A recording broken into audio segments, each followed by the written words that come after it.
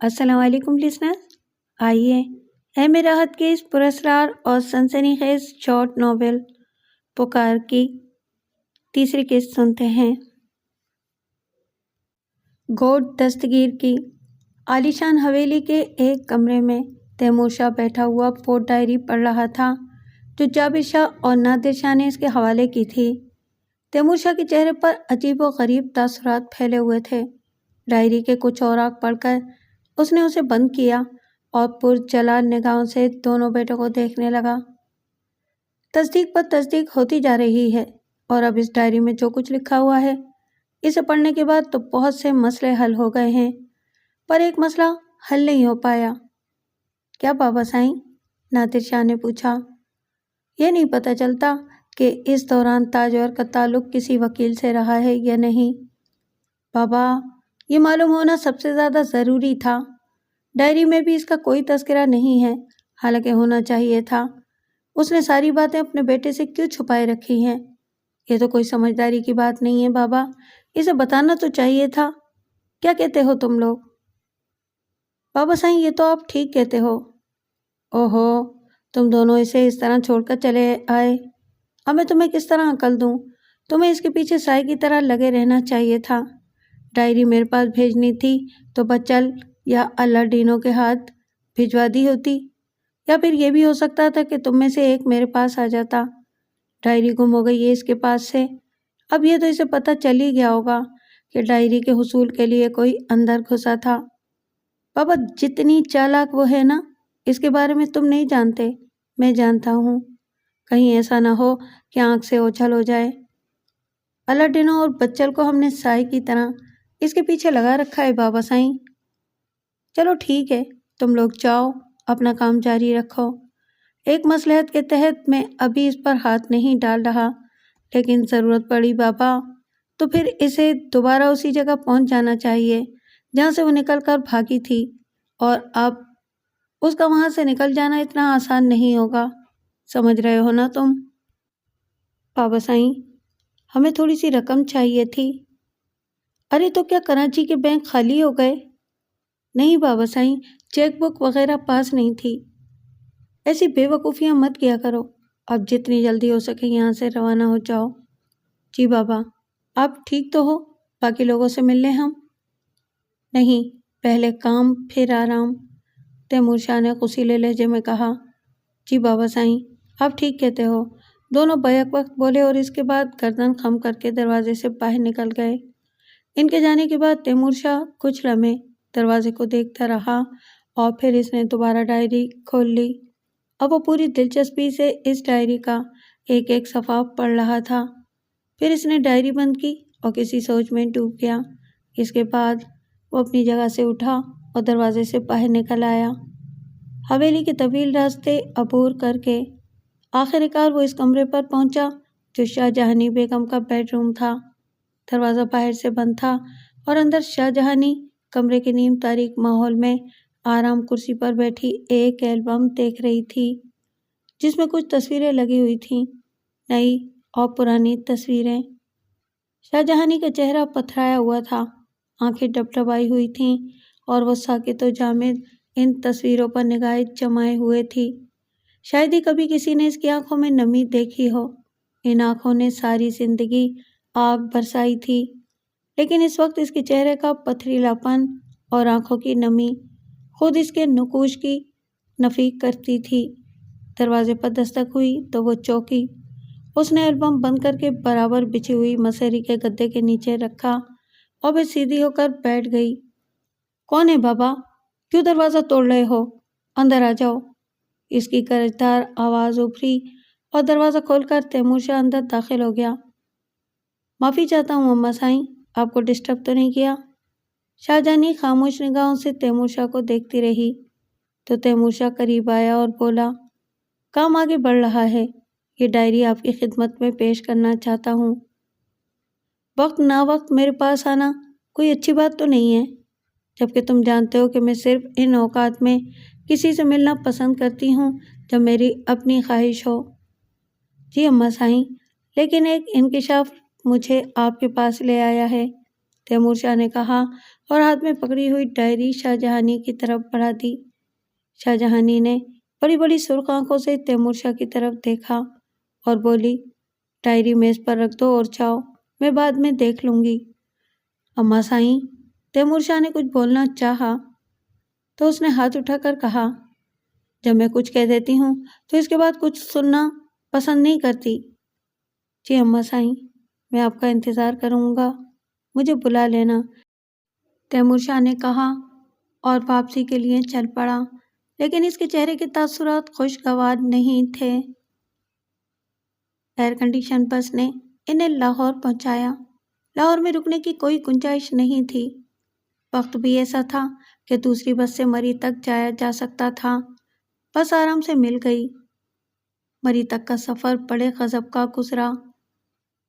मलका कौसर की बुलंदियां इस कदर हसीन थीं कि इंसानी आंख जमकर रह जाए। अच्छा खासा रश था। मरी वैसे भी पुररौनक रहता है।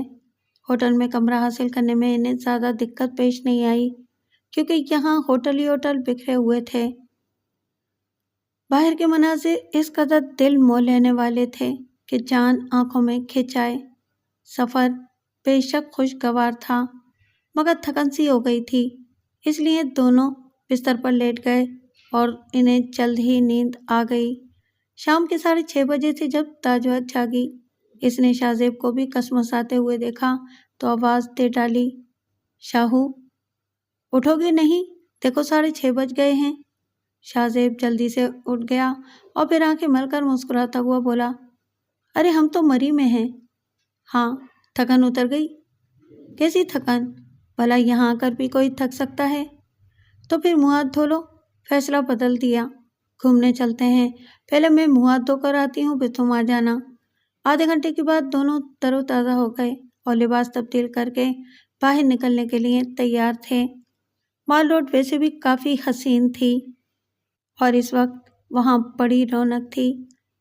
लेकिन इस वक्त माल रोड सर्दी में ठिठरा हुआ बड़ा खूबसूरत लग रहा था। लोगों ने सर्दी से बचने के लिए भारी लिबास पहन रखे थे। अजीब समा था। वो काफ़ी दूर निकल गए और फिर अचानक ही शाहजेब के मुंह से एक अजीब सी आवाज़ निकली, अरे! इसके हैरत भरे चेहरे पर ताजवत चौंक पड़ी थी। एक लम्हे के लिए उसके चेहरे पर खौफ के साए लहराए, लेकिन फिर शाहजेब के चेहरे पर खुशगवार तासुर देखकर उसके दिल की कैफियत बहाल हो गई। इसने पूछा, क्या हुआ? वो उधर माजी, अख्तर और शाहिदा। एक मिनट, ज़रा पकड़ूं इन्हें। कितने तेज़ जा रहे हैं, जैसे हवा के घोड़े पर सवार हों। ताजवर एक लम्हे तक तो इन नामों को पहचान ही ना सकी, लेकिन शाहजेब इन्हें छोड़कर तेज़ी से आगे निकल गया। फिर इसने पीछे से जाकर अख्तर के कंधे पर हाथ रखा तो अख्तर ने ना खुशगवार अंदाज में चौंक कर पीछे देखा, लेकिन शाहजेब का चेहरा देख कर खिल उठा। अरे तुम कब आए? जनाब, अब ये तो हमें पता था कि आप हमारे हाथ कहाँ लगेंगे, चुनाचे आपकी तलाश में मरी आ गए। झूठ! शायद पहचानती हो ना मेरे इस यार को? हाँ, क्यों नहीं, वलीमे में देखा था और फिर मूवी में भी। आपने इनका नाम बताया था, शाहजेब। अस्सलाम वालेकुम भाभी जान, आपकी शादी में शिरकत की थी। हम ही आपको गोद दस्तगी से लेकर आए थे। बड़े जालिम हैं आप, आपने हमें हमारी दुनिया से दूर कर दिया, शाहिदा ने मुस्कुराते हुए कहा। अख्तर जमाल चौंक कर बोला, अब एक बात पूछूं, जल्दी से बताओगे? हाँ, क्यों नहीं। किसके साथ आए हो? कौन है वो खुशनसीब? मेरे साथ मेरी वो आई हैं कि दुनिया में शायद ही मैंने किसी को इतना चाहा हो। वेरी गुड, हमें नहीं मिलाओगे? क्यों नहीं, आओ। और दोनों चल पड़े और फिर शाहजेब ने ताजवर के सामने पहुंचकर कहा, मेरी प्यारी अम्मी जान। अख्तर जमाल और शाहिदा के मुंह हैरत से खुल गए। हेलो। पहले जब ये चीखता हुआ तुम्हारी जानिब भागा तो मुझे अंदाज़ा ही नहीं हो सका कि किसकी तरफ भागा है, क्योंकि इस तरह वालिहाना अंदाज में शायद ही मैंने कभी किसी को किसी की तरफ बढ़ते हुए देखा होगा।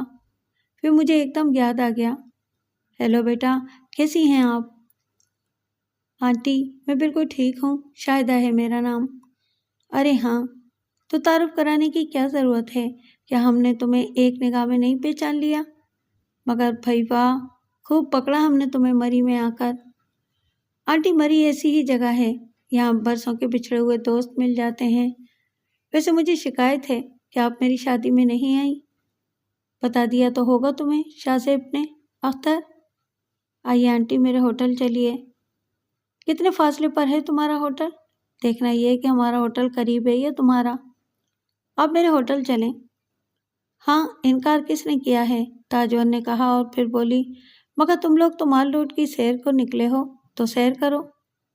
جی نہیں، آپ کا مل جانا ہمیں دنیا کی ہر چیز سے زیادہ قیمتی محسوس ہوتا ہے۔ تھوڑی دیر کے بعد وہ ہوٹل کے خوبصورت کمرے میں بیٹھے تھے اور اختر جمال نے ویٹر کو بلا کر بہت سی چیزوں کا آرڈر دے دیا تھا۔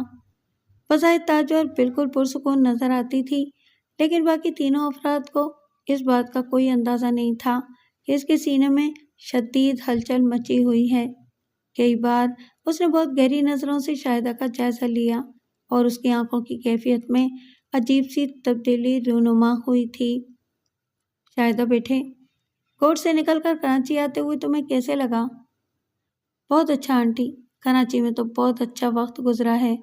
میں نے وہیں تعلیم حاصل کی ہے اور گریجویشن میں نے وہیں سے کیا ہے۔ جہانگیر شاہ ہے نا تمہارے والد کا نام؟ جی آنٹی، میرے گھر میں اور بھی بہت سے لوگ ہیں۔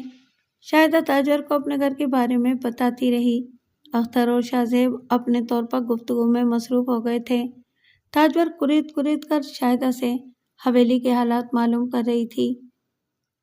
تو تمہاری دادی اماں تو تم سے بہت محبت کرتی ہوں گی؟ اس میں کوئی شک نہیں ہے کہ محبت کا سمندر ہیں وہ، اور سمندر جیسا ظرف بھی رکھتی ہیں۔ کبھی انہوں نے کسی پر اپنی محبت کا اظہار نہیں کیا، بس ان کا اپنا ایک مزاج ہے، بہت ہی سخت گیر ہیں، اصولوں کی پابند۔ البتہ ایک بات میں آپ سے کہوں آنٹی، آپ کو اپنا سمجھ کر کہہ رہی ہوں، ورنہ کسی سے نہ کہتی اور نہ ہی دادی اماں کی برائی کر رہی ہوں۔ سختی بھی ایک حد تک ٹھیک ہوتی ہے، یہ کیا کہ انسان اپنے بزرگوں سے ہی دور ہو جائے۔ تاجور شاہدہ کی باتیں سن رہی تھی، اس کی آنکھوں میں خوابناک کیفیت پیدا ہو گئی تھی۔ وہ کہہ رہی تھی، تمہاری حویلی تو بہت بڑی ہوگی۔ جی ہاں، بڑی تو ہے، اتنی بڑی کہ سارا دن بھی گزر جائے تو پوری حویلی دیکھی نہ جا سکے۔ کیا ابھی حال ہی میں بنوائی ہے؟ نہیں، ہماری 2 حویلیاں ہیں دراصل، ایک پرانی اور ایک نئی۔ ویسے پرانی حویلی کے بارے میں سچ بتاؤں کہ وہ اپنی مثال آپ ہے۔ نئی حویلی بھی بہت شاندار ہے، لیکن جو بات قدیم چیزوں میں ہے وہ نئی میں کہاں۔ میں اس سے بڑی متاثر ہوں، مگر دادی اماں نے اسے سیل کروا دیا ہے، تالا لگوا دیا ہے انہوں نے حویلی کے دروازے کے باہر۔ پرانی حویلی کے دروازے میں تالا پڑا رہتا ہے اور کسی کو اس طرف جانے کی اجازت نہیں ہے۔ ویسے میں ایک بات بتاؤں آپ کو، پرانی حویلی آسیب زدہ ہے۔ میں نے دوسروں کو بتایا تو سب نے مجھے خاموش کر دیا، لیکن آپ یقین کریں کہ میں نے وہاں کچھ تاریک سائے چلتے پھرتے دیکھے ہیں۔ دادی اماں نے منع کر دیا ہے کہ پرانی حویلی کے آس پاس روشنی نہ کی جائے، لیکن خدا کی قسم وہ تاریک حولے ایسے نظر آتے ہیں جیسے تاروں کی مدھم چھاؤں میں خود روشن ہو گئے ہوں۔ شاہدہ اپنے طور پر بولے جا رہی تھی اور تاجور کی آنکھیں خوابناک ہوتی جا رہی تھیں، لیکن ویٹر نے ان لوگوں کا طلسم توڑ دیا۔ اس نے کھانے پینے کی چیزیں لگانا شروع کر دی تھیں۔ تاجور سنبھل گئی۔ شاہدہ اس سے بڑی یگانگت کا مظاہرہ کر رہی تھی۔ کچھ توقف کے بعد تاجور نے پوچھا، اور بھی بہنیں ہیں تمہاری؟ کہاں آنٹی، ترستی ہوں بہن کو، اپنے ماں باپ کی اکیلی ہوں۔ چھوٹے چاچا کے 2 بیٹے ہیں، ایک اور چاچا تھے ان کا انتقال ہو گیا ہے۔ کوئی پھوپھی وغیرہ؟ تاجور نے لرزتی آواز میں پوچھا۔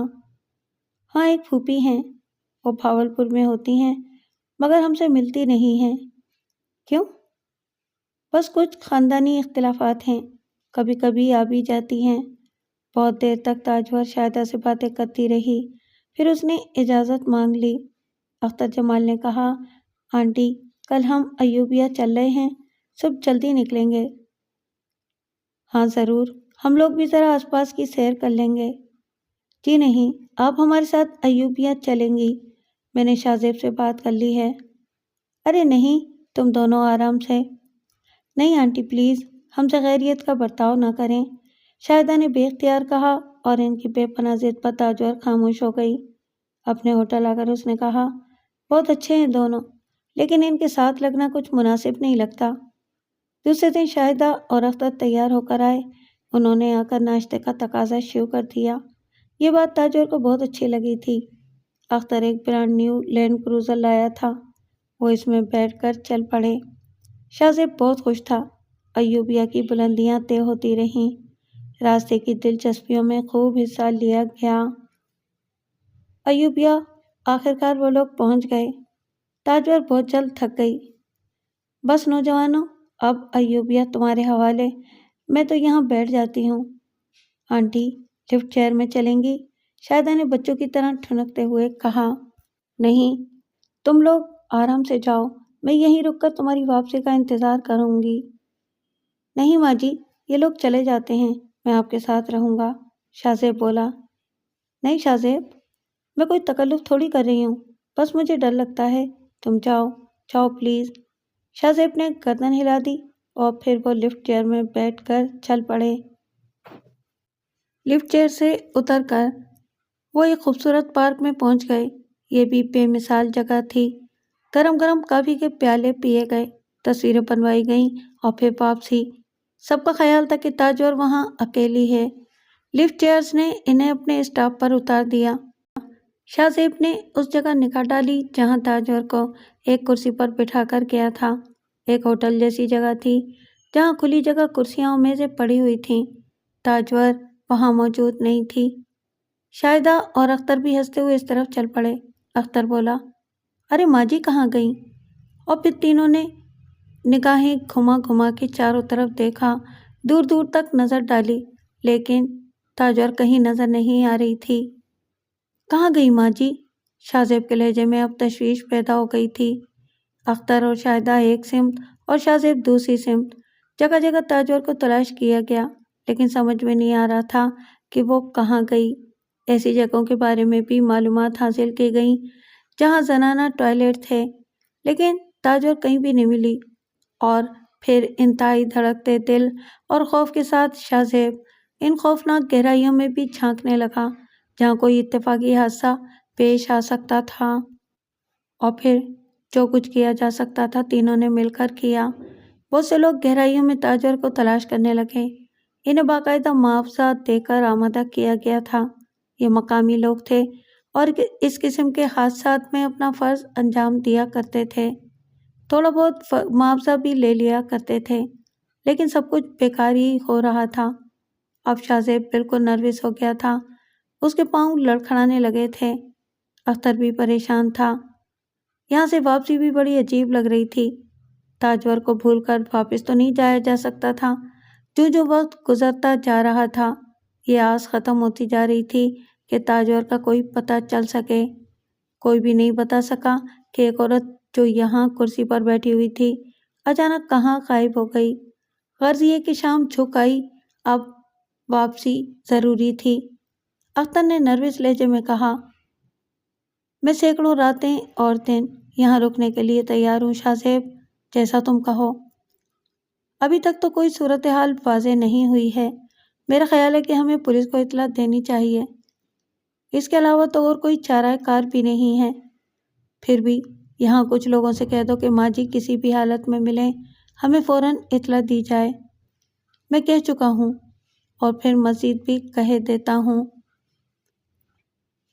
اس کے بعد انتہائی غم اور شدید ذہنی ہیجان کے عالم میں واپسی کا سفر کیا گیا اور وہ لوگ ایوبیا سے مری آ گئے۔ شاہدہ نے شاہ زیب کو اس کے ہوٹل کے کمرے میں جانے نہیں دیا تھا اور اختر سے کہا تھا کہ وہ شاہ زیب بھائی کو یہیں اپنے ساتھ رکھیں۔ رات آنکھوں ہی آنکھوں میں کٹ گئی۔ موبائل فون آن رکھے تھے تاکہ ایوبیا سے کوئی خبر ملے تو وہاں دوڑا جا سکے، لیکن ہر طرف خاموشی طاری تھی۔ انتظامیہ کے افراد نے بھی اپنے اپنے طور پر کارروائیاں کی تھیں۔ دوسرا دن گزرا، پھر دوسری رات گزری اور پھر تیسرا دن، لیکن تاجور کا کہیں نام و نشان نہیں تھا۔ بحالت مجبوری شاہ زیب نے کراچی میں کاظمی صاحب کو فون کیا۔ کاظمی صاحب نے فون ریسیو کیا۔ انکل، میں شاہ زیب بول رہا ہوں، تاجور صاحبہ کا بیٹا شاہ زیب۔ شاہ زیب، خیریت تو ہے؟ کیسی گزر رہی ہے مری میں؟ انکل، ایک حادثہ ہو گیا ہے ہمارے ساتھ، شاہ زیب نے کہا اور روندی ہوئی آواز میں کاظمی کو ساری تفصیل بتا دی۔ کاظمی پر تھوڑی دیر تک تو سکتہ سا طاری رہا، پھر ان کی بھرائی ہوئی آواز ابھری۔ میں پہنچ رہا ہوں بیٹا، مجھے اپنے ہوٹل کا نام بتاؤ، میں پہنچ رہا ہوں۔ شاہ زیب نے انہیں اپنے ہوٹل کا نام بتایا اور اس کے بعد فون بند کر دیا۔ اب میں اس بات کا کوئی شبہ نہیں رہا تھا کہ تاجور کو کوئی ایسا بھیانک حادثہ پیش آیا ہے جس کے بارے میں کچھ نہیں کہا جا سکتا تھا۔ کاظمی صاحب بھی آ گئے، اپنے ساتھ کچھ افراد کو بھی لائے تھے جنہیں ذمہ داریاں سونپی گئیں۔ ان افراد کا تعلق محکمہ پولیس سے تھا۔ انہوں نے اپنے اختیارات سے کام لے کر یہاں کارروائیاں کیں اور 2 دن تک یہ کارروائیاں جاری رہیں۔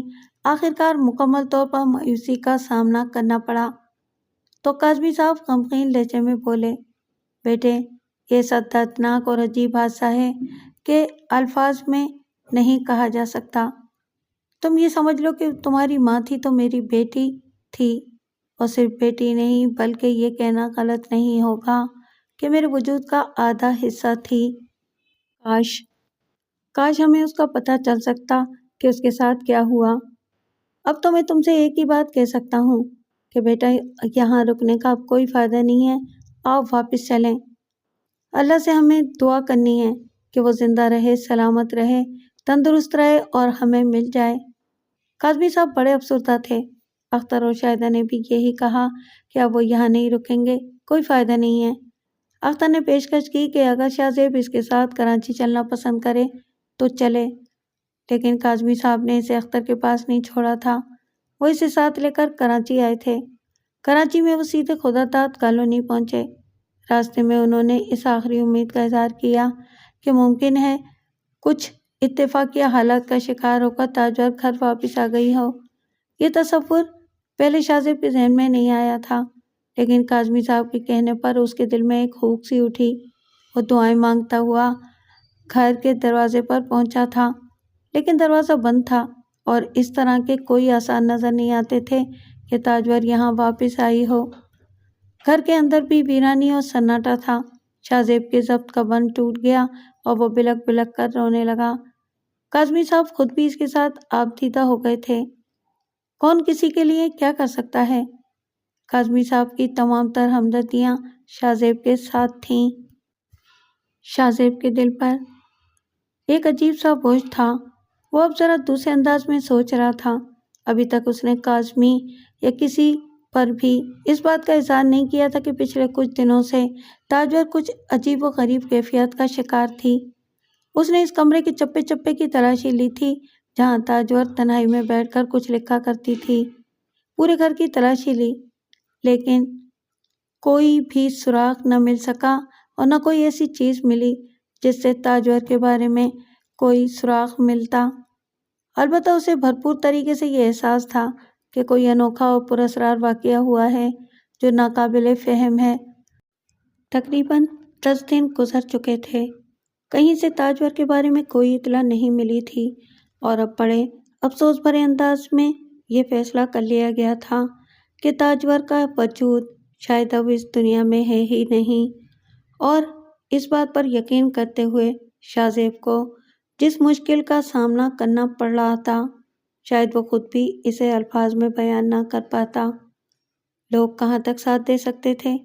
کاظمی نے اسے ہر طرح سے پیشکش کی تھی۔ اس سے کہا تھا کہ وہ خدا داد کالونی کا گھر چھوڑ کر ان کے پاس آ جائے۔ یہی پیشکش اختر نے بھی کی تھی، لیکن یہ پیشکش قابل توجہ نہیں تھی۔ پاس پڑوس کے لوگوں کو بھی اس بات کا علم ہو گیا تھا کہ تاجور کے ساتھ کوئی حادثہ ہو گیا ہے اور اس کے بارے میں پتہ نہیں چل سکا۔ لوگ ہمدردیاں کرتے تھے، لیکن اس سے زیادہ کوئی اور کر بھی کیا سکتا تھا؟ شاہ زیب نے اب کالج جانا چھوڑ دیا تھا، کچھ کرنے کو دل ہی نہیں چاہتا تھا۔ گھر میں رہتا اور ہوتا تو گھر کی ایک ایک چیز سے ماں کے بارے میں سوال کرتا، لیکن بے جان چیزیں بھلا کہاں جواب دیتی ہیں۔ اس لیے اب اس نے گھر سے باہر رہنا شروع کر دیا تھا۔ اس دن بھی وہ دوپہر کے وقت کلفٹن کی جانب نکل گیا۔ اس نے ذہنی سکون حاصل کرنے کے لیے کافی فاصلہ طے کرنے کے بعد ایک ایسا کنارہ منتخب کیا تھا جہاں لوگ پہنچ نہیں پاتے تھے۔ یہ ویران کنارہ آبادیوں سے بہت دور تھا اور ادھر کوئی شاذ و نادر ہی آتا تھا۔ شاہزیب زمین پر پڑی سیپیوں کو ٹھوکریں مارتا ہوا آگے بڑھ رہا تھا۔ موٹر بائیک اس نے ایسی جگہ کھڑی کر دی تھی جہاں سمندر کی لہریں پہنچ نہیں پا رہی تھیں، اور اس کے بعد پیدل کافی دور تک نکل آیا تھا۔ جگہ بڑی عجیب سی تھی۔ اچانک ہی اسے دور سے ایک گاڑی آتی ہوئی نظر آئی۔ یہ سیاہ رنگ کی ایک بڑی سی پرانے طرز کی گاڑی تھی۔ نہ جانے کیوں شاہزیب کو یوں لگا جیسے اس نے یہ گاڑی پہلے بھی کہیں دیکھی تھی۔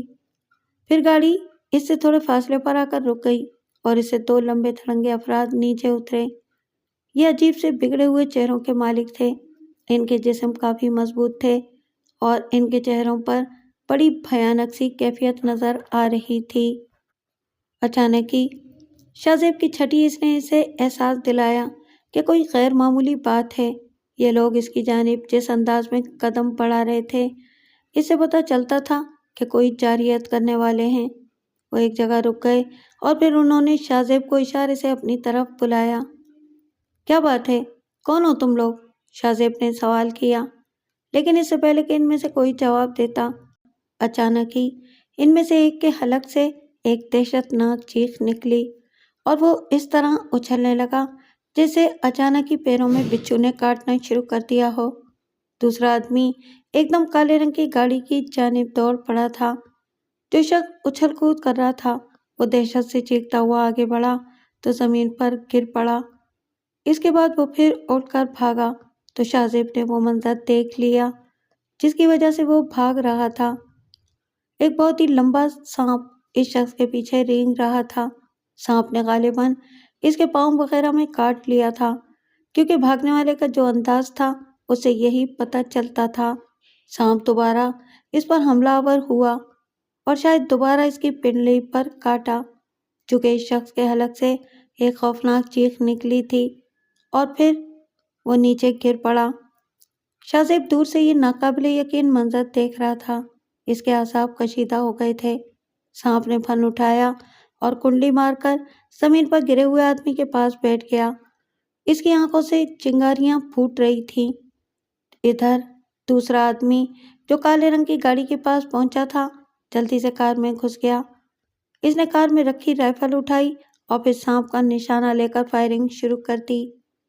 گولیاں سانپ کے بدن کو چھو رہی تھیں لیکن اسے کوئی نقصان نہیں پہنچا رہی تھیں۔ ادھر مار گزیدہ شخص سخت اذیت کے عالم میں آہستہ آہستہ کار کی طرف کھسک رہا تھا۔ سانپ نے پھن نیچا کیا اور پھر ایک طرف چل پڑا۔ اس موقع سے فائدہ اٹھا کر کار میں بیٹھے شخص نے کار کا پچھلا دروازہ کھولا اور جلدی سے نیچے اتر کر دوسرے آدمی کو کندھوں سے پکڑ کر کار میں کھینچنے لگا۔ اسے بڑی دقت ہو رہی تھی کیونکہ سانپ کا ڈسا ہوا شخص اب بالکل نڈھال ہو چکا تھا۔ بڑی مشکل سے دوسرا آدمی نے نیم بے ہوش شخص کو کار میں داخل کیا، پھر دروازہ بند کر کے وہ دوسری طرف سے کار اسٹارٹ کرنے لگا۔ پھر اس نے بدحواسی کے عالم میں کار آگے بڑھائی اور پورا ایکسیلیٹر دبا دیا۔ شاہزیب ایک خاموش تماشائی بنا یہ سب کچھ دیکھ رہا تھا۔ اس کی پوری توجہ ان دونوں کی طرف تھی، اس لیے اسے یہ پتہ نہیں چل سکا کہ سانپ کدھر گیا۔ شاہزیب کو یقین تھا کہ وہ دونوں اسے کوئی نقصان پہنچانا چاہتے تھے، لیکن کیوں؟ کون تھے یہ؟ اچانک اس کے نتھنوں سے ایک خوشبو ٹکرائی، ایک شناسا خوشبو جو یاد نہ آئی تھی کہ پہلے کہاں محسوس کی تھی۔ پھر ایک سرسراہٹ سی ابھری اور ساتھ ہی ایک آواز آئی، راجا بابو۔ شاہزیب نے بے اختیار پلٹ کر پیچھے دیکھا اور سکتے میں رہ گیا۔ یہ شکل بھولنے والی نہیں تھی، کتنی بار اسے یاد آ چکی تھی۔ کجریا ہی تھی وہ، دن کی روشنی میں بھی وہ اتنی ہی خوبصورت نظر آ رہی تھی۔ قدیم طرز کا ہندوانہ لباس پہنے ہوئے تھی اس کی آنکھوں سے محبت کے سوتے پھوٹ رہے تھے، ہونٹ مدھم انداز میں کانپ رہے تھے، چہرے سے پرجوش نظر آ رہی تھی۔ تمہارے دشمن تھے راجا بابو؟ اس کی نرم مہین اور دلکش آواز ابھری۔ شاہ زیب کے منہ سے کوئی آواز نہیں نکل سکی تھی۔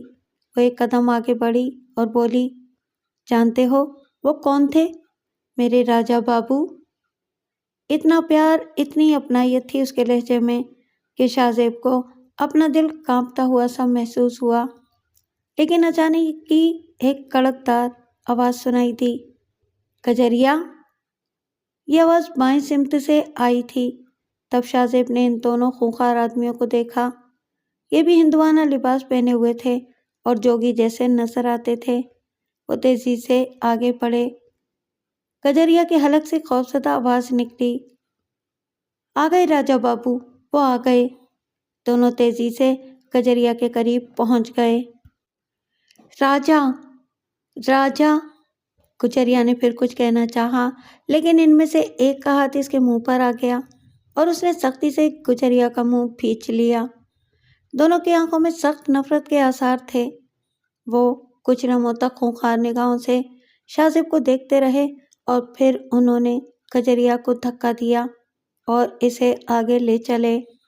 شاہ زیب نے ہاتھ اٹھا کر انہیں روکنے کی کوشش کی، لیکن اس کے حلق سے آواز نہیں نکل سکی تھی۔ کجریا نے کئی بار پلٹ کر مظلوم نگاہوں سے اسے دیکھا، لیکن شاہ زیب کی سمجھ میں نہیں آ رہا تھا کہ وہ کیا کرے۔ وہ خاموشی سے انہیں دیکھتا رہا۔ اس کا بدن جیسے پتھر کا ہو گیا تھا، زبان بند ہو گئی تھی۔ وہ لوگ تیز رفتاری سے کجریا کو گھسیٹ رہے تھے، اس کے پاؤں ریت پر رگڑ کھا رہے تھے، لیکن دونوں بے دردی سے اسے آگے لیے جا رہے تھے۔ تھوڑی دیر کے بعد وہ نگاہوں سے اوجھل ہو گئے تو شاہ زیب جیسے چونکا۔ اس نے خشک ہونٹوں پر زبان پھیرتے ہوئے ادھر ادھر دیکھا۔ جو کچھ ہوا تھا اس کی سمجھ میں نہیں آیا تھا۔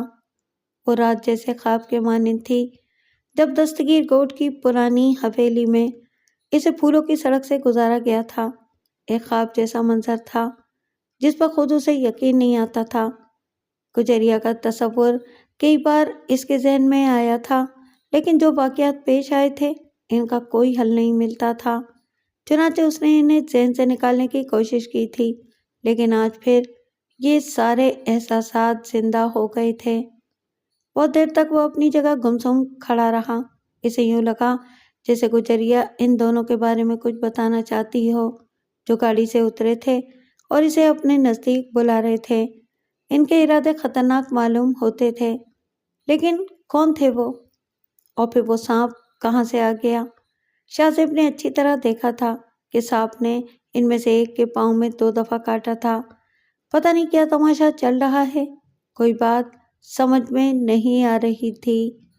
اس نے اپنا سر زور زور سے جھٹکا اور گہری سانس لے کر موٹر بائیک کی جانب بڑھ گیا جو تھوڑے فاصلے پر کھڑی تھی۔ پھر اس کے بعد اس نے بائیک اسٹارٹ کی اور وہاں سے چل پڑا۔ وہ سیدھا اپنے گھر پہنچا اور ابھی وہ اپنے دروازے سے کچھ فاصلے پر تھا کہ اسے اختر جمال اور شاہدہ نظر آ گئے، جو شاید اسی کی طرف آ رہے تھے۔ وہ رک کر انہیں دیکھنے لگا۔ دونوں چند لمحات کے بعد اس کے پاس پہنچ گئے۔ اختر نے اسے ہمدردی سے دیکھتے ہوئے کہا، کیا حلیہ بنا رکھا ہے تم نے اپنا؟ کہاں سے آ رہے ہو؟ شاہ زیب کے ہونٹوں پر ایک افسردہ سی مسکراہٹ پھیل گئی تو اختر نے کہا، چلو اندر چلو۔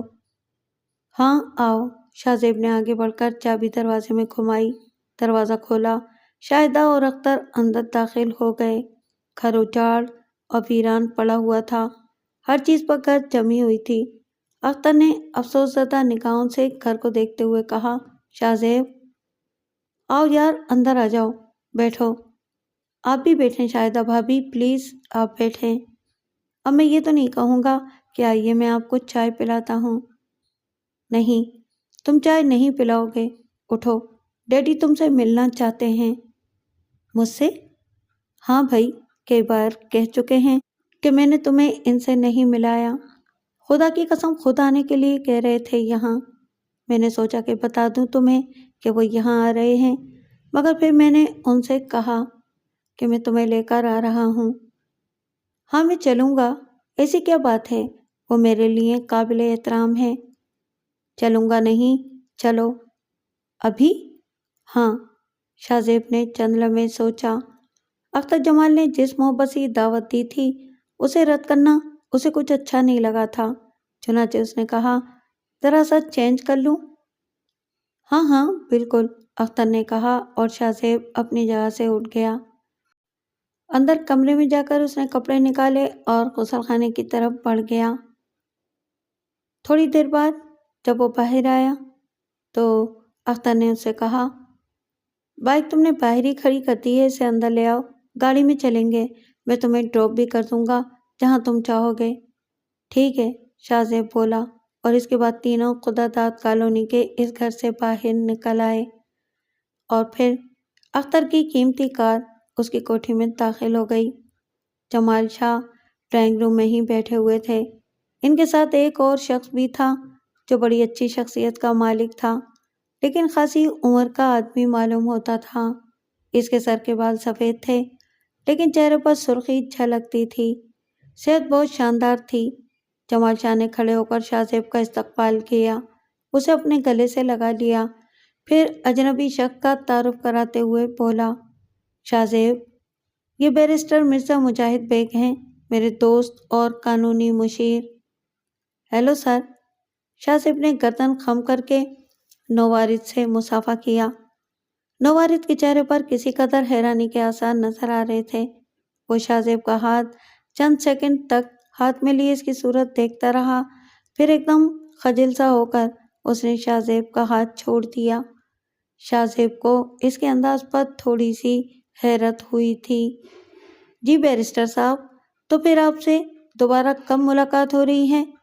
جب آپ حکم دیں گے جناب، میں حاضر ہو جاؤں گا۔ نہیں، میں خود آپ کے آفس آؤں گا۔ کاغذات تو وہیں ہوں گے؟ جی بہت بہتر، آپ مجھے عزت بخشیے، لیکن اگر آپ حکم دیں گے تو میں کاغذات لے کر یہاں بھی آ سکتا ہوں۔ خیر چلیں، یہ بات فون پر ہو جائے گی۔ اچھا پھر اللہ حافظ۔ جمال شاہ نے مسافر کے لیے مجاہد بیگ کی طرف ہاتھ بڑھا دیا۔ مرزا مجاہد بیگ نے ان سے ہاتھ ملایا، پھر دروازے تک جاتے جاتے اس نے کئی بار پلٹ کر شاہ زیب کو دیکھا تھا، نہ جانے وہ ایسا کیوں کر رہا تھا۔ اس کے جانے کے بعد جمال شاہ نے کہا، بیٹھو شاہ زیب۔ بیٹا، آپ سے شادی اور ولیمے میں تفصیلی ملاقات نہیں ہو سکی تھی، جبکہ اختر نے آپ کے بارے میں خاصی تفصیل سے بتایا تھا۔ آپ کے ساتھ پیش آنے والے اس حادثے سے مجھے بہت افسوس ہوا ہے، اور سب سے زیادہ حیرانی کی بات یہ ہے کہ محترمہ کا نام و نشان تک نہیں مل سکا۔ بیٹا ایک بات بتائیں، آپ نے پولیس سے رابطہ کیوں نہیں کیا؟ بس جناب، اصل بات میری سمجھ میں ہی نہیں آ سکی ہے، وہ کہاں غائب ہو گئیں۔ ہماری ساری زندگی ایک ساتھ گزری ہے، ہم ماں بیٹے تو تھے ہی، لیکن اس سے زیادہ ایک دوسرے کے دوست تھے۔ جمال صاحب پھر بولے، بہرحال بیٹے، جب ہماری اپنی کوششیں ناکام ہو جاتی ہیں تو ہم خدا کو یاد کرتے ہیں۔ ہم سب تمہارے لیے دعا گو ہیں کہ تمہاری والدہ تمہیں مل جائیں اور وہ بخیریت ہوں۔ بہت شکریہ جناب، شاہ زیب نے بھرائی ہوئی آواز میں کہا۔ بیٹے، اختر سے کچھ بات ہو رہی تھی، تم خدا داد کالونی کے اس گھر میں تنہا رہ رہے ہو، والدہ کی گمشدگی سے تم پر جو بیت رہی ہوگی، ہم سب کو اس کا احساس ہے۔ یہ گھر تمہارا اپنا ہے، دوستی بڑی چیز ہوتی ہے، اور پھر مجھے یہ بات بھی معلوم ہے کہ تمہارا اختر سے بہت گہرا ربط ہے۔ اختر نے تو تم سے کہا ہی ہوگا، میں خود بھی تمہیں یہ پیشکش کرتا ہوں کہ جب تک والدہ نہ مل جائیں تم یہاں آ کر رہو، ہمیں خوشی ہوگی، اور اس طرح تمہیں تنہائی سے نجات مل جائے گی۔ میری خوش قسمتی ہے سر کہ مجھے آپ جیسے مشفق لوگ ملے، میں انتہائی شکر گزار ہوں، اور اختر جمال کو مبارکباد دیتا ہوں کہ اس کے سر پر والد کا سایہ ہے، جبکہ جناب میرے والد کا انتقال ہو چکا ہے، میرے ہوش سنبھالنے سے بہت پہلے۔ جمال شاہ نے متاثر ہو کر کہا، دیکھو بیٹا، یہ الفاظ فضول ہیں کہ تم مجھے اپنے باپ کی جگہ سمجھو، کیونکہ میں تمہیں اپنے بیٹے کا درجہ دیتا ہوں، اور جو کچھ میں کہہ رہا ہوں خلوص سے کہہ رہا ہوں۔ تم اپنا مختصر سامان لے کر یہاں آ جاؤ، کم سے کم دل لگا رہے گا اور کوئی منصوبہ بندی کریں گے، بالآخر تمہاری والدہ کا پتہ چل جائے گا۔ میں آپ کا حکم ضرور بجا لاتا، لیکن ہر لمحہ یہ آس لگی رہتی ہے کہ شاید ماں جی کسی طریقے سے مجھ سے رابطہ قائم کرنے کی کوشش کریں، شاید کوئی ایسا عمل ہو جس کی بنا پر انہیں اس طرح روپوش رہنا پڑ رہا ہو۔ خدا کرے ان کے ساتھ کوئی حادثہ نہ پیش آیا ہو۔ اور پھر جناب جس جگہ ہم موجود تھے وہاں اطراف کی گہرائیوں کا دور دور تک جائزہ لیا گیا ہے، لیکن وہ کہیں پر بھی نہیں ملی۔ خاص طور سے کھوجیوں نے ماں جی کو پہاڑیوں کی گہرائیوں اور ان کے ہر رخنے میں تلاش کیا ہے، لیکن وہ کہیں بھی نظر نہیں آئیں۔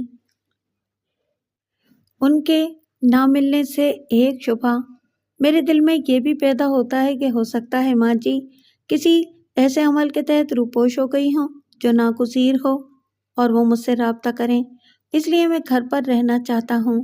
آپ کا حکم، آپ کی محبت کو میں کبھی نظر انداز نہیں کر سکوں گا۔ جمال شاہ نے اس کی اس بات کو تسلیم کر لیا۔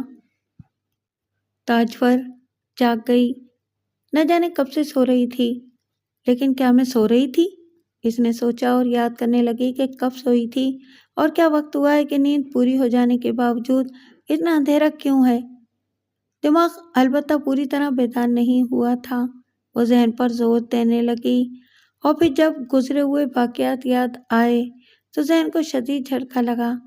وہ اس طرح ہاتھ پاؤں مار کر سہارے تلاش کرنے لگی جیسے کسی حادثے سے بچنا چاہتی ہو۔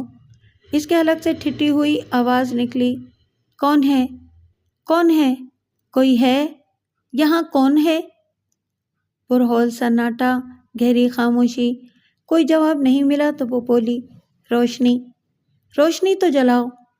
کچھ لمحے خاموشی رہی، پھر کچھ آہٹیں سنائی دیں اور ایک دم تیز روشنی ہو گئی۔ تاجور کی آنکھیں بند ہو گئیں۔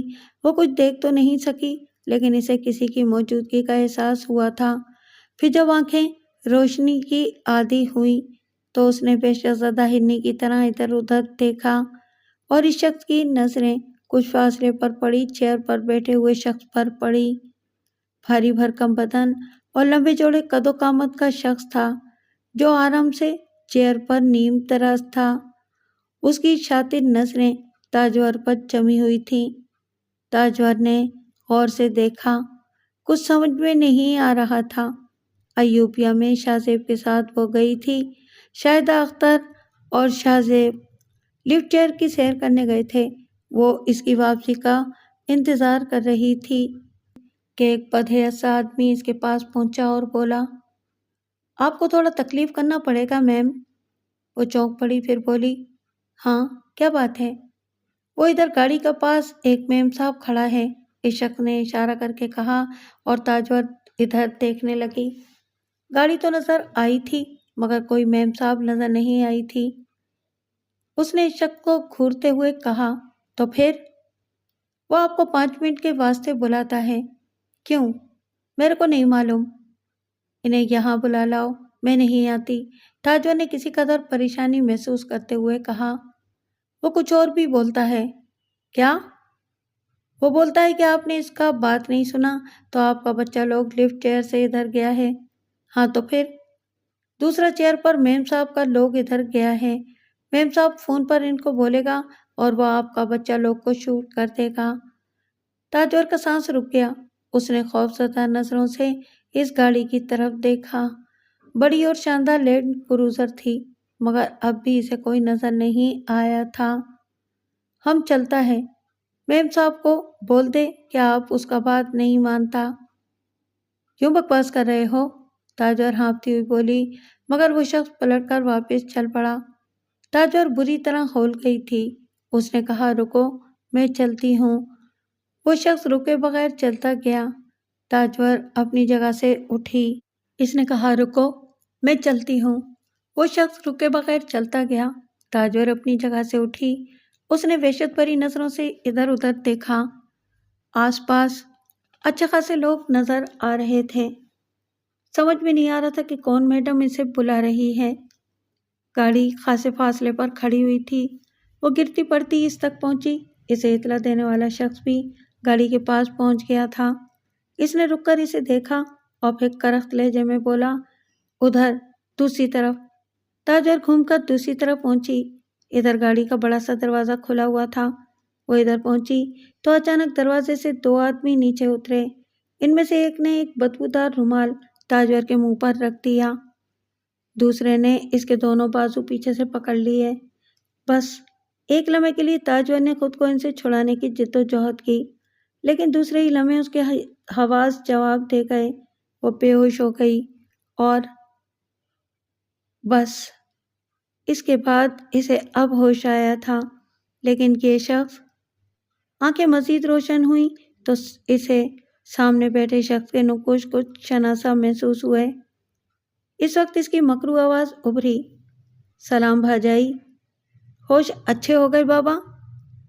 کون ہو تم؟ تاجور اٹھ کر بیٹھ گئی۔ میں بھی وہی ہوں، جگہ بھی وہی، بڑے بھائی کو نہیں پہچانی چھوٹی بہن؟ تیمور شاہ؟ تاجور کے منہ سے نکلا، ہاں بابا، شکر ہے پہچان لیا۔ تیمور شاہ تم نے کہا تھا بھاجائی، ہم نے، ہمارا کاٹا پانی نہیں مانگتا۔ وقت ضرور گزرا ہے مگر دیکھ لو، بلا لیا ہم نے تمہیں۔ تمہاری ساس بھی تمہیں دیکھ کر بہت خوش ہوگی بابا، بڑا یاد کیا ہے اس نے تمہیں۔ تو تم نے مجھے اغوا کیا ہے؟ تاجور اب سنبھل گئی تھی۔ ہاں بابا، بڑی قیمتی ہو تم ہمارے لیے۔ اب کیا چاہتے ہو تم تیمور شاہ؟ رشتے میں بڑے ہیں تم سے بابا، عزت سے نام لو۔ اس جگہ کو تو پہچان لیا ہوگا تم نے، بڑی بات ہے، یہاں سے نکل بھاگی تھی تم، مگر اب یہ کام مشکل ہوگا تمہارے لیے۔ تیمور شاہ، اب یہ سب کیوں کیا تم نے؟ ہماری بھی مجبوری ہے بابا، سانپ جوان ہو گیا ہے، اب تو کاٹنے بھی لگا ہوگا، جان تو بچانی ہے نا بھاجائی؟ شاہ زیب کی بات کر رہے ہو؟ ہاں بھاجائی، جسے تم نے حویلی کا جائزہ لینے کے لیے بھیجا تھا۔ غلطی کر گئی بھاجائی، میں نے اسے نہیں بھیجا تھا، جانے دو بھاجائی۔ بابا ہم بھی دنیا گزار رہے ہیں، کام شروع کر دیا تھا تم نے، مگر بابا ہماری بھی تو تقدیر ہے۔ میں جو کہہ رہی ہوں تم نے سنا نہیں؟ سنا تو نہیں، پڑھا ہے۔ کیا پڑھا ہے؟ تاجور نے کہا تو تیمور شاہ نے اپنے لباس سے ایک ڈائری نکال لی۔ تاجور نے خشک ہونٹوں پر زبان پھیر کر اس ڈائری کو دیکھا۔ تیمور شاہ نے ڈائری کو درمیان سے کھول لیا اور پھر اس کی آواز ابھری، تم ایک کلاش نوجوان نہیں ہو شاہ زیب، تمہارا مستقبل بہت روشن ہے، خود کو فولاد بنا لو میرے بچے، تمہیں ایک خطرناک جنگ لڑنی ہے، اور بھی بہت کچھ ہے اس میں بھاجائی، پر ہمیں اس سے کیا لینا دینا، ہمیں تو بس ایک بات بتاؤ۔ تیمور شاہ، تاجور نے تلخ لہجے میں کہا، بہت ضروری ہے بھاجائی، اب تمہاری اپنی تو کوئی بات نہیں ہے، لیکن جس کے لیے تم یہ سب کر رہی ہو، اگر وہی اس دنیا میں نہ رہے تو یہ سب کس کام کا؟ اوہ، شاہ زیب کی بات کر رہے ہو؟ اچانک تاجور کے لہجے سے خوف غائب ہو گیا۔ چھوڑو، ہمیں یہ بتاؤ کہ وکیل کون ہے، کاغذات کہاں ہیں؟ تیمور شاہ نے پوچھا۔ پاگل ہو گئے ہو تیمور شاہ، تمہیں پتہ چل گیا ہوگا کہ میں نے نوکری کر کے زندگی گزاری ہے، معمولی سے گھر میں بسر کی ہے، حالانکہ میں خود اتنی معمولی نہیں تھی۔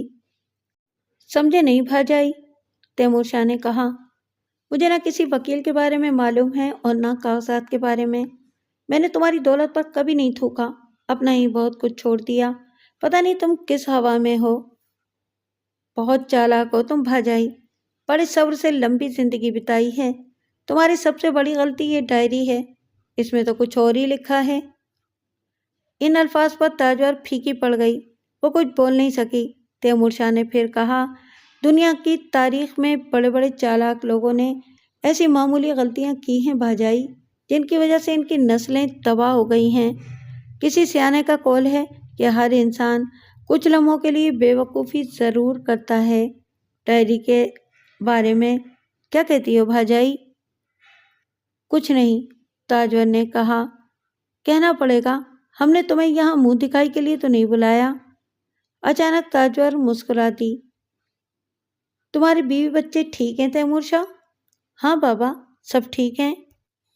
اماں سائیں کیسی ہیں؟ وہ بھی ٹھیک ہیں۔ ایک بات بتاؤ بھاجائی۔ ہاں پوچھو۔ شاہ زیب کو تم نے سب کچھ بتایا ہے؟ وہ کیا کہتا ہے؟ شکر ہے، یہ بات میں نے ڈائری میں نہیں لکھی، تاجور نے ہنستے ہوئے کہا۔ تیمور شاہ سے گھورنے لگا، پھر کچھ دیر کے بعد بولا، یہ بات تو اماں سائیں جیسی عورت نے مانی ہے کہ تم بڑے دل گردے کی عورت ہو۔ ان کا تو خیال تھا کہ تم جوابی کارروائی بھی ضرور کرو گی، اور وہ اس کے لیے تیار تھیں۔ اب تمہارا کیا خیال ہے؟ میں تمہارے کو ایک بات بتاؤں بھاجائی، میں ذرا آدمی دوسری قسم کا ہوں۔ اماں سائیں بہت جذباتی ہیں، مگر میں ٹھنڈی کر کے کھانے کا عادی ہوں۔ گڈ۔ پھر انہوں نے جذباتی بن کر سوچا، مگر میں نے دور تک دیکھا۔ یہ ڈائری تم نے اماں سائیں کو بھی دکھائی؟ ضروری تھا بابا، مگر تم نے کیوں پوچھا؟ کیا کہتی ہیں؟ مجھ سے اتفاق کرتی ہیں کہ جب ان کے نہ رہے تو ان کی نسل کیوں آگے بڑھے۔ وہ نہ عورت ہیں نہ ماں، افسوس، تاجور نے نفرت سے کہا۔ یہ بات انہیں ان کے سامنے بتانا، بہت خوش ہوں گی، تیمور شاہ نے ہنس کر کہا، پھر بولا، تو اب کیا ارادہ ہے؟ کس بارے میں؟ ہمارا کام کر دو، ہم تمہارے کام آئیں گے۔ وہ کیسے؟ وکیل کے بارے میں بتاؤ، کوئی وصیت نامہ یا کاغذات وغیرہ ہوں تو اسے حاصل کر کے ہمارے حوالے کر دو، دستبرداری لکھ دو اور اس ملک سے باہر نکل جاؤ۔ ارے، پورا منصوبہ ہے تمہارے دماغ میں؟ سوچنا پڑتا ہے بابا، وہ بھی تمہاری جیسی خطرناک عورت کے مقابلے میں۔ میں ملک سے باہر کیسے جاؤں گی؟ میں انتظام کروں گا، وکیل مان جائے گا۔ تم بس اس کے بارے میں بتا دو، اسے منوانا ہمارا کام ہے بابا۔ رقم دکھاؤ، اور وہ ہضم نہ ہو تو پھر ہری جھنڈی دکھاؤ۔ ہاں، یہ سب کچھ تم کر سکتے ہو۔ تو اب دیر کیوں کر رہی ہو بھاجائی؟ جو بات تم نے ڈائری میں نہیں لکھی ہمیں بتا دو۔ کوئی وکیل نہیں ہے، کوئی وصیت نامہ نہیں ہے، اور تم پاگل ہو تیمور شاہ، تاجور نے کہا۔ تیمور شاہ نے اسے حیرت سے دیکھا، پھر اس کی آنکھیں سرخ ہو گئیں۔ پاگل تو نہیں بنا رہی ہو بھاجائی؟ اور پورے پاگل ہو گئے تو برا ہوگا، بہت برا ہوگا۔ مجھے اماں سائیں سے ملا دو تیمور شاہ، تاجور نے کہا۔ کبھی نہیں، ان کے فرشتوں کو بھی ہوا نہیں لگنے دیں گے۔ ان کی اور ہماری سوچ میں بڑا فرق ہے۔ تو پھر بات ختم، تیمور شاہ نے کہا۔ میرے خیال میں ختم ہو گئی۔ اب جو کچھ ہوگا تمہاری وجہ سے ہوگا بھاجائی۔ کیا ہوگا؟ تاجور نے پوچھا۔ تمہارا لال، تمہارے دل کا چین تھوڑے وقت میں تمہارے پاس ہوگا، پھر ہم اس کے بدن کے ٹکڑے کریں گے، پہلے اس کے کان کاٹیں گے، پھر اس کے ہاتھ کی انگلیاں توڑیں گے، اور تم بولو گی، سب کچھ بتاؤ گی، اس کی آواز سنو گی، تیمور شاہ نے کہا۔ اور تاجور چونک پڑی۔ وہ بولی، کیا مطلب؟ مجبوری تھی بابا، اب تک وہ پنجرے میں آ چکا ہوگا۔ پنجرے میں؟ وہاں ہمارے آدمی نے اسے اٹھا لیا ہوگا۔ ابھی 1 منٹ میں اس کی آواز سن لو۔ تیمور شاہ نے جیب سے موبائل نکالا اور اپنے بیٹوں کے نمبر ملانے لگا۔ کچھ لمحوں کے بعد نادر شاہ سے رابطہ قائم ہو گیا۔ ہاں بابا۔ جی، مر گیا بابا۔ ڈاکٹروں نے جان بچانے کی بہت کوشش کی، مگر زہر چڑھ گیا، دیر ہو گئی تھی۔ کون بول رہا ہے؟ تیمور شاہ گرجا۔ بابا سائیں، میں نادر شاہ بول رہا ہوں۔ جابر شاہ نے آپ کو خبر کی ہوگی۔ کیا بک رہا ہے تو؟ کون مر گیا؟ کیسے مر گیا؟ بچل سائیں، بچل مر گیا، ناگ نے ڈس لیا تھا۔ نادر شاہ پوری کہانی سنا رہا تھا، لیکن تیمور شاہ کچھ نہیں سن رہا تھا۔ اس نے موبائل بند کیا اور واپس چل پڑا۔ تاجور کچھ نہ سمجھنے والے انداز میں اسے دیکھ رہی تھی۔ بیرسٹر مرزا مجاہد بیگ نے منشی محمود علی کو دیکھا، جو ایک موٹی فائل لیے آفس میں داخل ہوئے تھے۔ انہیں فائل بدست دیکھ کر بیرسٹر صاحب کے ہونٹوں پر مسکراہٹ پھیل گئی۔ مجھے یقین تھا منشی جی، یہ کام صرف آپ ہی کر سکیں گے، کسی اور کے بس کی بات نہیں تھی۔ شکریہ بیرسٹر صاحب، آپ کی اسی عزت افزائی نے زندگی کو حوصلہ دیا ہے ہمیشہ۔ ابھی تو انشاءاللہ تعالی برسوں آپ کی خدمت کروں گا اور آپ کو خوش رکھوں گا۔ اب تو عمدہ سی چائے بھجوا دیجیے، میرا مطلب ہے کہ لے آئیے اپنی نگرانی میں بنوا کر۔ جی بہتر۔ منشی محمود نے کہا اور مؤدبانہ انداز میں باہر نکل گئے۔ بیرسٹر مجاہد بیگ نے فائل کھول لی تھی۔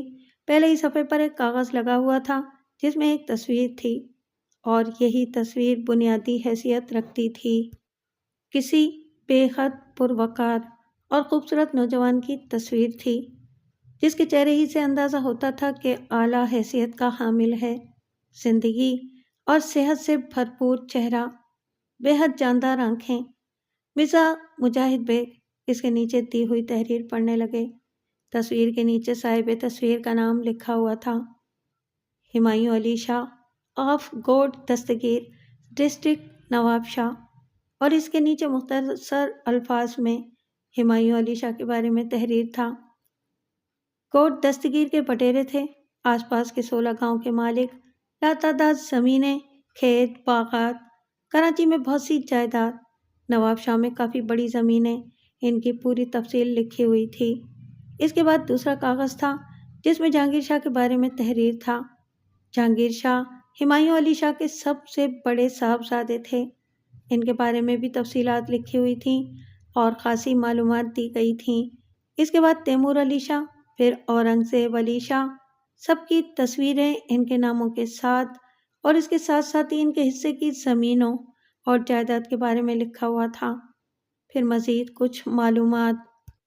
مرزا مجاہد بیگ دیر تک ان تصویروں کو دیکھتے رہے اور اس کے بعد انہوں نے برق الٹا اور پہلے صفحے پر آ گئے۔ دیر تک وہ اس تصویر کو دیکھتے رہے تھے، پھر انہوں نے آنکھیں بھیج کر گردن ہلائی اور ان کے ہونٹوں سے بڑبڑاہٹ نکلی۔ یہ بڑبڑاہٹ کیا تھی یہ تو پتہ نہیں چل سکا، لیکن اس وقت بند ہو گئی جب منشی محمود خود اپنے ہاتھوں میں چائے کی ٹرے لیے ہوئے اندر داخل ہوئے۔ مرزا مجاہد بیگ چونک کر بولے، ارے ارے منشی جی، آپ کیوں لے کر آ رہے ہیں؟ فیض کہاں مر گیا؟ آپ براہ کرم ایسے کام نہ کیا کیجیے، مجھے شرمندگی ہوتی ہے۔ نہیں جناب عالی، یہ تو میری خوش نصیبی ہے کہ مجھے ذاتی طور پر آپ کے ساتھ، میرا مطلب ہے کہ آپ کے لیے کچھ کرنے کا موقع ملتا ہے۔ بھائی زیادہ تکلف نہیں، آئیے ادھر سامنے بیٹھ جائیے۔ جی؟ وہ چونکے۔ ہاں ہاں بیٹھ جائیے، یہ دوسرا کپ آپ کے لیے ہے۔